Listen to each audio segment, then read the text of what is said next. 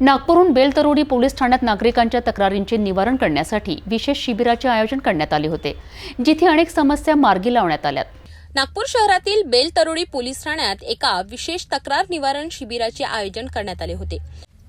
Police आयुक्त doctor Ravindrakumar single यांनी दिलेल्या निर्देशानुसार नागरिकांच्या समस्यांचे तातडीने निराकरण करण्याच्या उद्देशाने हे शिबिर घेण्यात आले होते। बेलतरोडी पोलीस ठाण्याचे वरिष्ठ पोलीस निरीक्षक मुकुंद कवाडे यांनी दिलेल्या माहितीनुसार या शिबिरात एकूण 17 तक्रारींचे यशस्वीपणे निवारण करण्यात आले। या शिबिरामुळे नागरिकांना थेट पोलीस अधिकाऱ्यांपर्यंत आपल्या तक्रारी मांडण्याची संधी मिळाली आणि अनेक प्रलंबित प्रकरणे जागेवरच सोडविण्यात आले। अशा प्रकारच्या उपक्रमांमुळे पोलीस आणि नागरिक यांच्यातील संवाद वाढतो आणि नागरिकांचा प्रशासनावरचा विश्वास अधिक दृढ होतो। वरिष्ठ पोलीस निरीक्षक मुकुंद कवाडे यांनी या उपक्रमाच्या यशाबद्दल समाधान व्यक्त केले असून भविष्यातही असे शिबिर आयोजित करण्याची शक्यता त्यांनी वर्तविली आहे।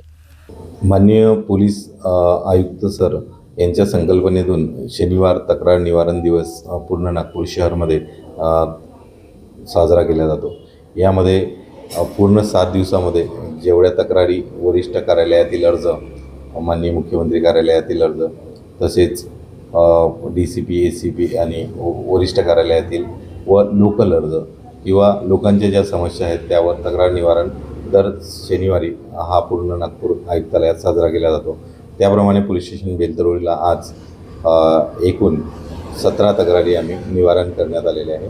17ही अर्ज आम्ही उघडकीस काढलेले आहेत। यामध्ये अर्जदार आणि गैरअर्जदार यांना 1 to 1 त्यांच्या तक्रारी घेऊन त्यावर आम्ही कारवाई केलेली आहे। दर शनिवारी होतो, मागील शनिवारीसुद्धा आम्ही 2 गुन्हे दाखल केले, त्याच्यापूर्वी 2 गुन्हे दाखल केले।